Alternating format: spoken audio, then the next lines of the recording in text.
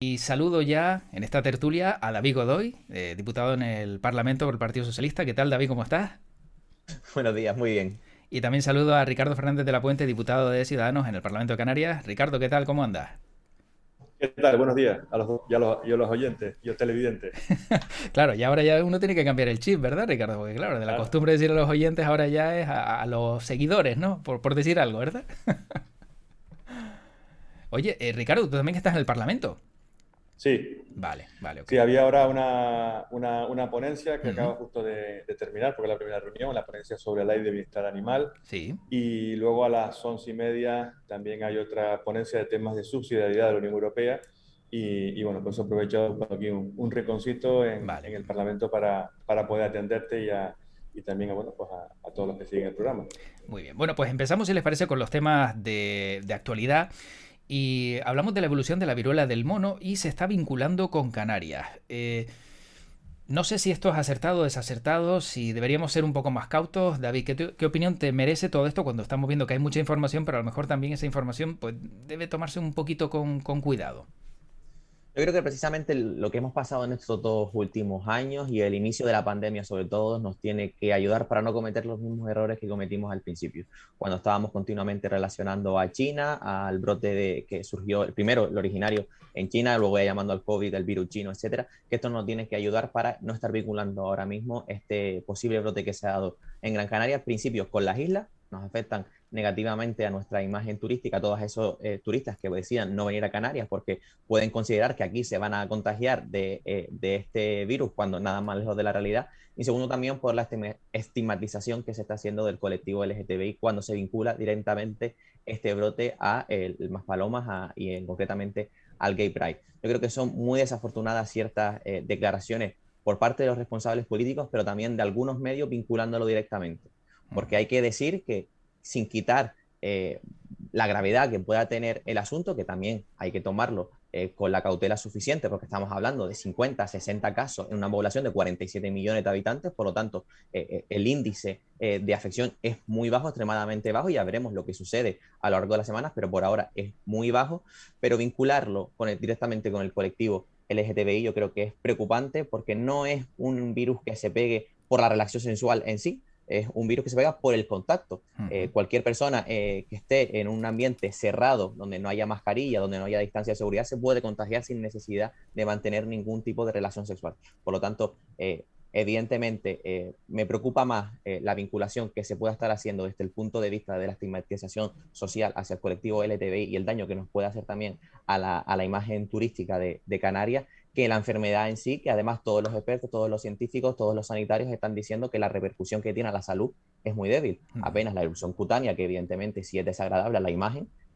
tanto para el individuo que lo está sufriendo Sí. como para quien lo pueda estar viendo, y luego las consecuencias a nivel de salud, pues fiebre y síntomas muy leves que no llevan ningún riesgo para la salud. Por lo tanto, hay que tomar estas noticias en su justa medida, evidentemente no quitar el foco, seguir cuál es su evolución, pero también tranquilidad y sosiego sobre todo a la población. Ricardo. Bueno, yo creo que lo más importante en este momento es detectar todos los posibles casos que puedan haber, que se activen los protocolos sanitarios, que creo que ya pues los casos detectados están confinados totalmente en tanto en cuanto no revierta la enfermedad. Y a partir de ahí, bueno, pues ver cuáles han sido los motivos por los cuales se ha producido este brote. Yo no le quitaría ningún ápice, digamos, de prudencia, incluso yo diría hasta sí, de prudencia creo que es la palabra más adecuada, porque todos nos acordamos como hace 2 años con el comienzo de la COVID, pues poco más o menos que, bueno, pues esto nada, no tiene mucha importancia ahí en China y tal. Bueno, yo creo que la experiencia que nos ha dado la COVID-19 nos tiene que hacer ser muy prudentes en este tipo de cosas, no decir que solamente son 3 casos, 4 casos, serán los que tengan que ser. Por eso es fundamental digamos, el identificar todos aquellos posibles contagios para que puedan ser tratados y que bueno, pues esta enfermedad no se siga, digamos, desarrollando. Ujú. El vincularlo no a un tipo de grupo social, de colectivo, etcétera, pues yo desde luego no estoy nada de acuerdo con eso. Creo que no, una cosa no tiene que ver con la otra. Y aquí lo importante, como en otros casos también es la sanidad, la seguridad de las personas, su salud Y eso es lo que tenemos que nos tiene que preocupar por encima de cualquier otro tipo de consideración. Claro, esto nos puede hacer pensar en lo que sucedía, ¿no?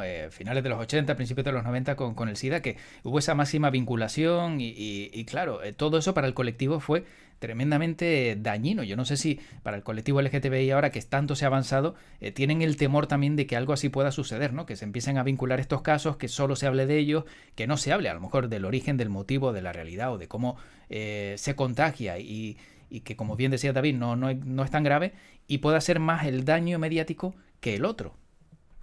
Es que solo hay que ver las redes sociales, la gente que comparte ciertas noticias o algunos titulares de prensa que ya lo llaman el virus de los homosexuales. O sea Claro. que es completamente ridículo vincular esta enfermedad a un colectivo. Porque, insisto, es por el contacto entre personas, da igual que seas heterosexual, bisexual, heterosexual, homosexual, da exactamente igual tu orientación sexual con que te contagie o no. Yo puedo estar en cualquier espacio cerrado, en contacto con una persona, o ni siquiera tener ningún tipo de contacto estrecho, sino simplemente estar hablando y contagiarme. No sé, también por lo que decía antes de tomarlo en su justa medida, hace muchos años la humana se erradicó, en los años 80 creo recordar que fue, pero es que casos de esta variante ha habido en África durante todo este tiempo.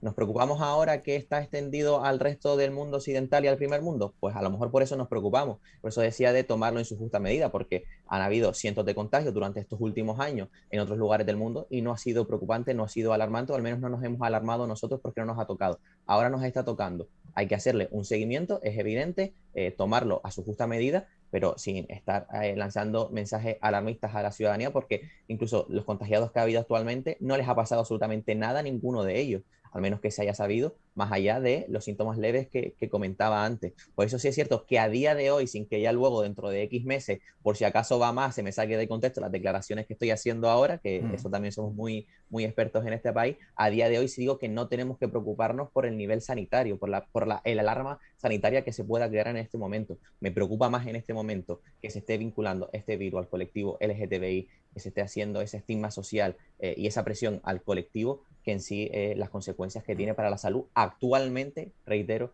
este tipo de enfermedad. Bueno, Ricardo, para cerrar el tema. ¿No? Yo, David ha dicho una cosa que es muy cierta, ¿no? Hasta que, digamos, las repercusiones no llegan al primer mundo, no es noticia para nosotros o no es noticia durante tanto tiempo. Esa es la realidad. Como se ha dicho, pues casos de estos similares, parecidos, pues sí ocurren en ese tercer mundo, en ese mundo que está por desarrollar y del que tanto se habla, pero que nunca se termina, digamos, dar una solución para que mejoren sus condiciones de vida. Cuando ya nos llega a las puertas de nuestra casa es cuando sí realmente, bueno, pues nos preocupamos, nos ocupamos de cuáles son las consecuencias, qué nos puede pasar, cómo puede ser índice de contagio, en fin, toda una serie de cosas que de otra manera, bueno, pues sería una noticia de 30 segundos en cualquier noticiero, cualquier medio de comunicación y no iría más allá, ¿no? Es verdad que esta es una noticia que ahora está muy presente, la de la COVID, como decía anteriormente, bueno, pues ha ido remitiendo, porque afortunadamente, bueno, pues aunque están habiendo contagios, no se tienen que hospitalizar y ahora este es el nuevo, digamos, el nuevo problema sanitario, la nueva realidad sanitaria con la cual nos tenemos que enfrentar y ese es el reto, ¿no? Insisto, David lo ha manifestado varias en las dos intervenciones que ha hecho, yo no lo circunscribiría a ningún tipo de colectivo, a ningún tipo de grupo social, porque entiendo que no tiene ningún sentido y no se ajusta a la realidad. Bueno, hablemos también del Parlamento de Canarias porque parece que lo que vimos en prensa en estos días es que resucita los límites poblacionales. ¿Esto qué significa? ¿Que vamos a poner tope, que no vamos a dejar que venga gente de fuera, que no vamos a dejar que nazca más gente en Canarias? A ver de qué manera se puede explicar, David, y también de manera sintetizada. Después de ti, pues le preguntamos a Ricardo, a ver. Yo creo que es un tema muy interesante que, como bien dice, llevamos varios años, cada X tiempo siempre sale a la palestra este tema. Yo creo que es interesante porque tendremos que llegar a un momento, no sé cómo, porque evidentemente no se le puede prohibir a la gente que tenga hijos o no se le puede prohibir a ningún otro ciudadano, ya sea español, europeo, del resto del mundo, que venga a las islas a vivir, pero sí empezar a poner o a plantearnos los límites que ofrece nuestra tierra, porque nosotros especialmente somos islas, tenemos un territorio muy fragmentado, pero además muy limitado, y llegará un momento que nuestra capacidad se desborde, ya no solo por el número de personas que viven aquí, sino también por los turistas que nos reciben. Aquí tampoco estoy diciendo que tengamos que limitar el número de turistas que nos vengan, pero tenemos que ser conscientes que los recursos que tenemos en las islas y lo que somos capaces de producir para toda esa gente tiene un límite, sobre todo también de cara a la sostenibilidad, al medio ambiente. Un catedrático de la Universidad de Las Palmas hace 2 años o 3, precisamente antes del COVID, lanzaba un estudio sobre el agua en Canarias y la repercusión negativamente que tenía frente a la gran explotación del turismo, al número de habitantes que tenemos en las islas, y entonces tendremos que empezar a abrir ese debate. ¿Cómo? Pues ahí está la clave, como decía antes. No podemos prohibir a la gente de Canarias que tenga hijos. Si una familia quiere tener 3 o 4 hijos, no se le puede prohibir. No se puede prohibir que cualquier ciudadano quiera venir a vivir a las islas, europeo, español o del origen que sea. Pero sí debemos plantearnos cuáles son nuestros recursos, cuál es nuestra capacidad de crecimiento en las islas y a dónde queremos ir. Porque está muy bien que estemos encadenando cada vez más récord en la llegada de turistas, pero también tenemos una afección grave. Llegado un momento podremos tenerla a nuestro medio ambiente, a nuestra sostenibilidad y a lo que producimos aquí en las islas. Por lo tanto, yo sí creo que es un debate que tenemos que tener sosegadamente y sobre todo con altura de mira, que porque se plantee o porque nos atrevamos a discutirlo, no se esté hablando ya de turismofobia o de que queremos prohibir o de que queremos limitar, porque hay que mirarlo con otra óptica, como decía antes, desde la sostenibilidad y de los recursos que podemos ofrecer desde las islas. Ricardo. Bueno, este es un debate recurrente que, si mal no recuerdo, empezó hace casi 20 años cuando se empezó a hablar de las primeras directrices de donación del territorio, de la famosa moratoria turística. Fue en aquel momento cuando se empezó, digamos, de una manera ya más detallada, a hablar de esa capacidad, el término capacidad de carga para el territorio, porque hasta entonces la verdad es que no había habido preocupación por el tema y simplemente, bueno, pues como se planteaba parar esa construcción, pues fue cuando sale, digamos, este tema a la presta. Hay que decir también una cosa importante, que es un problema de capacidad de carga en según dónde y para quién. Es decir, no hay exceso de capacidad de carga ni en El Hierro, ni en La Gomera, ni en Lanzarote, y tampoco hay exceso de capacidad de carga en según qué partes de la isla de Tenerife o de Gran Canaria, por poner algún tipo de ejemplo. Hay una realidad, y se ha comentado, no se puede prohibir la libre circulación y digamos, el venir a trabajar de cualquier ciudadano europeo dentro de lo que es la Unión Europea, porque esa es una de las banderas, una señal, si vamos por ahí poco tendremos que hacer, ¿no?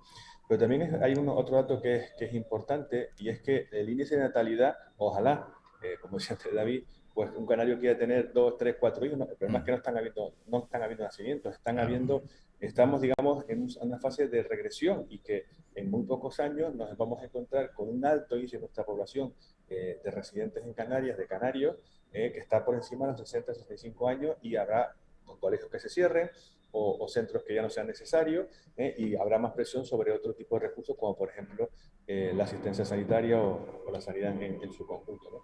Por lo tanto, eso también es otro debate que tenemos que poner.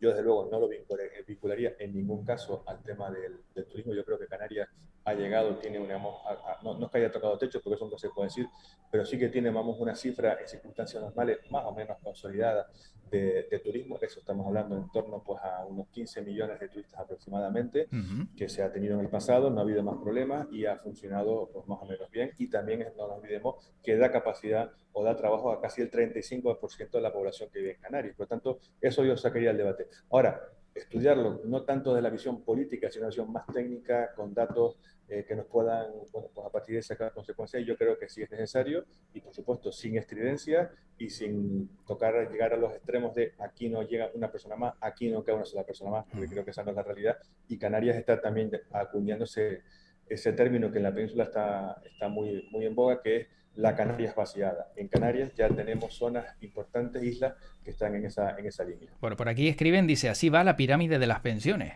Claro, supongo que también será por el descenso de natalidad, porque no nacen niños, pero yo no sé si hablan ustedes también de limitar de alguna manera el que lleguen turistas, o que los turistas que lleguen consuman más para evitar que, bueno, pues sea mayor el coste, ¿no? Para el archipiélago. Yo creo que son dos cosas diferentes, porque una cosa pasa por el modelo turístico que queramos. Si queremos mantener el número de ingresos, de gasto del turista con 5 millones o con 10. Yo, si me dice, tenemos un ingreso de 2.000 millones de euros anualmente por gasto turístico, si esos 2.000 millones los quiero con 10 millones de turistas o con 5 millones de turistas, yo me quedo evidentemente con 5 millones de turistas siempre y cuando se mantenga el nivel de empleo, el nivel de riqueza, etcétera. Yo creo que precisamente eso pasa por ahí. No pasa por limitar el número de turistas que nos lleguen, sino que los que nos lleguen tengan una mayor inversión, tengan un mayor gasto en el origen, en este caso en Canarias. Y Ricardo lanzaba también un debate que es muy interesante, precisamente en esto de limitar la población y las zonas que estén más o menos tensadas y que tengan más capacidad o menos de carga en las islas. Decía, por ejemplo, el ejemplo del Hierro. Es cierto que en la isla del Hierro en los últimos años hay una fuerte despoblación por todos esos jóvenes que se marchan a estudiar fuera y ya no regresan porque no tienen oportunidad de vida en esas islas, o incluso personas ya de avanzada edad, mayores. Acabo de relacionar avanzada edad, iba a decir luego de 30, 40 años, para nada son lo mismo, ¿vale? Cuidado, cuidado donde nos Ya, metemos, por ¿eh? eso me puedo meter en un buen jardín. Pero una persona de 30 o 40 años incluso que se vaya del Hierro porque no encuentra esas oportunidades. Pero claro, si lo llevamos a la realidad de una isla como el Hierro, que tiene a lo mejor una capacidad de carga mayor que la que puede tener una isla como Gran Canaria o Tenerife, pero ¿hasta qué límite de carga va a tener el Hierro? Tiene a lo mejor censados, creo recordar que son en torno a los 10.000 habitantes censados, habitando allí estarán algunos menos. Pero ¿hasta qué límite es el Hierro para llegar? ¿Puede llegar a 50.000 habitantes la isla del Hierro? Porque yo creo que no. Porque la capacidad y la realidad orográfica del Hierro también es la que es. O incluso si lo llevamos a islas ya la capitalina como Gran Canaria o Tenerife. Por poner un ejemplo también mi pueblo, que es una zona muy alejada de Gran Canaria, una zona muy rural, como es el caso de la aldea de San Nicolás. Tenemos en torno a los 8.000 habitantes. ¿Podemos llegar también a 50.000 habitantes en la aldea? A lo mejor yo creo que no, que habría que, por nuestra capacidad, por nuestra realidad, tendría que ser diferente. No tenemos que copiar precisamente los modelos anteriores. No tenemos que convertirnos en un San Bartolomé o convertirnos en una ciudad como Las Palmas de Gran Canaria, cualquier otra zona en la que no esté fuertemente habitada. Tiene que ser un desarrollo sostenible y adecuado a su realidad, no tener que llevarlo al otro extremo. Hombre, también si, no sé qué opinará Ricardo, pero si también encima va subiendo el nivel del mar, por el de hielo de los polos, se van escaseando los alimentos, sigue creciendo la población mundial, Canarias, ¿dónde nos vamos a quedar? Yo no sé hasta qué punto, pues esto también nos va a afectar de cara a un futuro no muy lejano, ¿eh? Mira, aquí hay un elemento que yo creo que tenemos que tener en cuenta y esta mañana pues yo en una tertulia también lo comentaba, ¿no?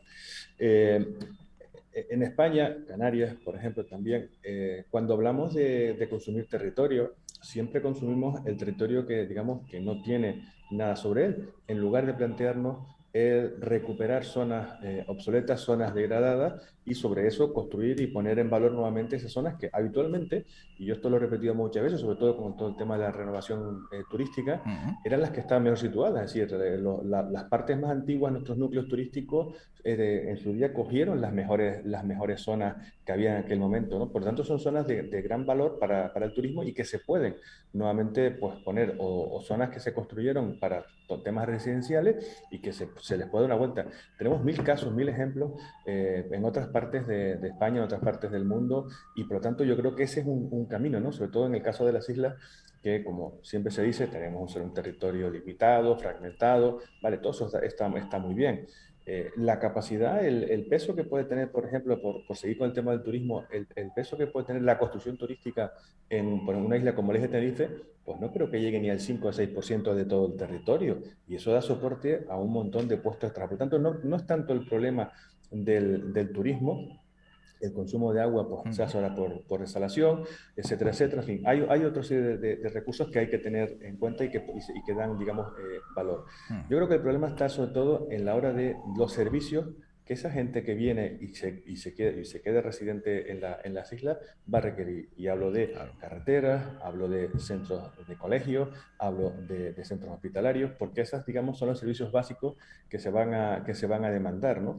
No nos olvidemos que hace muy poco tiempo, muy poquitos años, a cualquier extranjero, no ya comunitario, sino a cualquier extranjero que comprase en España una propiedad por valor de 500.000 euros, que es dinero evidentemente, automáticamente tenía la nacionalidad española. Eso también hay que ponerlo también en contexto, ¿no?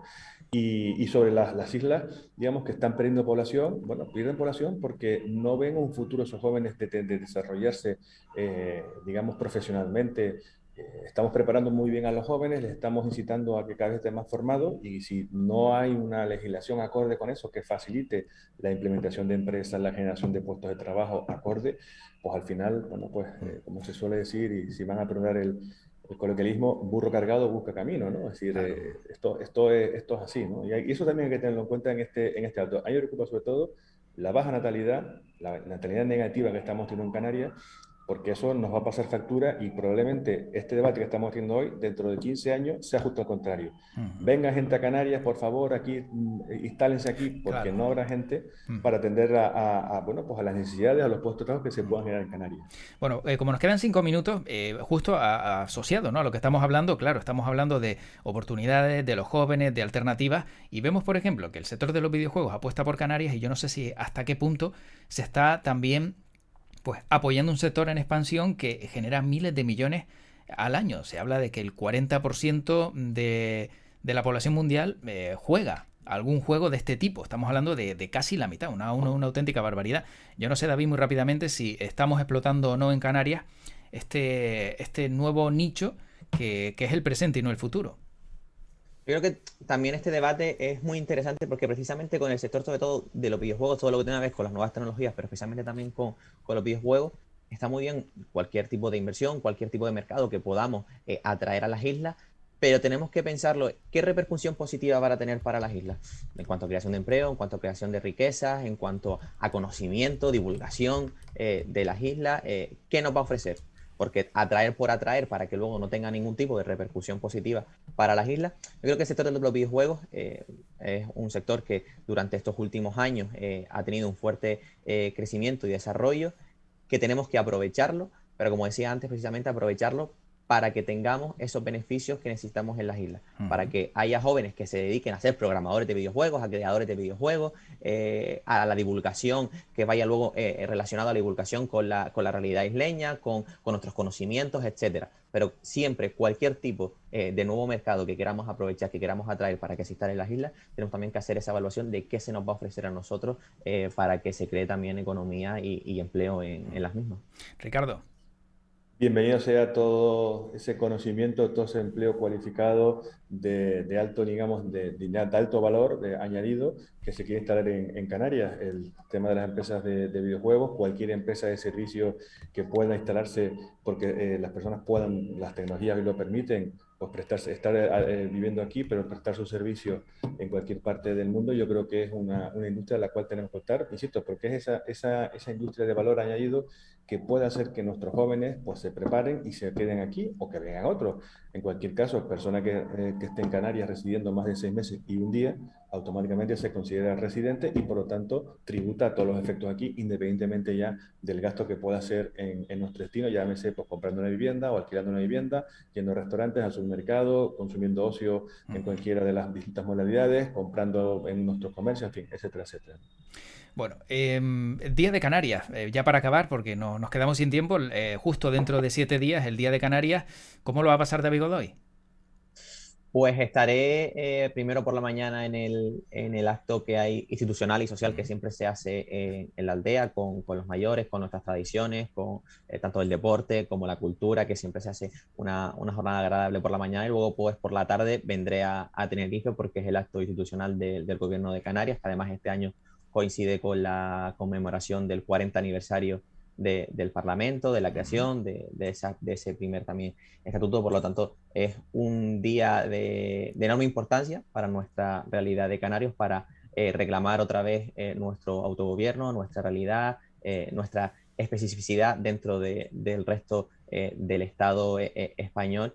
Y es un día de gozo para todos los canarios y los canarias que también tenemos que reivindicar nuestro modo de vivir, nuestra cultura y nuestra identidad, por supuesto. Ricardo. Bueno, yo seguramente, de aquí a allí pueden pasar muchas cosas, ¿no? Pero seguramente durante la mañana, pues, Ujú. esté pues, en familia, con mi mujer, con mis hijos. Ujú. Si el tiempo lo permite, pues incluso a darme un baño en el mar, que ya empieza a apetecer, porque ya empiezan los días a ser más calurosos y apetece darte un baño en el mar. Ujú. Y por la tarde-noche, pues sí, asistiré también al acto oficial del Día de Canarias, que esta vez toca en Santiago de Tenerife, en el Teatro Guimerá, Ujú. y que bueno, pues será quizás, creo que es el primero que con todo esto del queme, el primero que se hace realmente, porque en los anteriores años, por motivos de las restricciones sanitarias, pues no se pudo celebrar. Yo creo que es un día para poner en valor hacia dónde va Canarias, hacia cuáles los retos que tenemos por delante, en ese discurso que el presidente del gobierno pues pueda hacer en el acto. Y a partir de ahora, a partir de eso, bueno, pues también es verdad que hay muchos más actos en todos los municipios, en distintas actividades, un poco bueno, pues reivindicando pues ese Día de Canarias, que yo creo que también es importante, como hacen también otras comunidades, el celebrarlo y en ponerlo en valor. Bueno, ¿quién tiene cerca una manifestación? Entiendo que los dos porque están en el Parlamento, pero Todo. sobre todo Ricardo, ¿verdad, Ricardo? Porque Yo yo oí al intento principio... meterme lo más adentro posible del Parlamento porque Claro, en la zona del despacho pues está justo la ventana y claro, hay una manifestación, creo que es algo de sanitarios, pero no estoy seguro porque vale. están por otra parte por la cual yo accedí, o sea que y he intentado pues que no se colase mucho el ruido, pero de luego ruido hay Sí. incluso una batucada afuera, ¿eh? Sí, sí, de vez en cuando se oía como una Están ambulancia. consiguiendo. Claro, se oye como una ambulancia, pero entiendo que es un megáfono que tiene esa... Yo decía, algo ha pasado por ahí, porque no paran de pasar ambulancias y mira qué difícil en esa zona que pase una ambulancia, ¿no? Que ya también Están hay que consiguiendo el decirlo. objetivo, que es ser escuchados. Así Efectivamente. que Bueno, para acabar, estando los dos en el Parlamento, ¿se encuentran muy lejos el uno del otro? ahora mismo sí. Sí. Bueno, y normalmente en nuestras oficinas sí, porque Ricardo está más bien Ujú. en la zona del hemiciclo, en la parte más antigua del Parlamento. Yo estoy en la parte nueva, en el nuevo edificio, que ya no Ujú. está nuevo, en la última planta, porque el grupo parlamentario socialista se encuentra en la última planta de este edificio. Así que sí, ahora mismo sí estamos algo lejos. ¿Te encuentras en el ala oeste, Ricardo? Bueno, me encuentro, pues, de hecho, esta es la sala que se llama Sala de Comisiones, que está Ujú. pegado al... No, está la 1812, pero está la sala 1812, Ujú. que es una sala que se suele reunir por y demás, que está, hay un pasillo y está justo al lado del salón de pleno. Es la parte noble, digamos, del edificio del Parlamento y es donde, bueno, pues en este caso, pues tenemos, está la oficina del Grupo Mixto y también del grupo de la Asociación Socialista en Gomera, esperando que para el año que viene, seguramente, pero para la legislatura ya siguiente, Ujú. con esa ampliación que está prevista por el Parlamento, ese edificio nuevo, seguramente, bueno, pues los grupos parlamentarios pasen al edificio de enfrente para poder desarrollar, bueno, pues el trabajo diario que se hace en el Parlamento, que no son solamente los plenos, que es mucho más. Sin duda.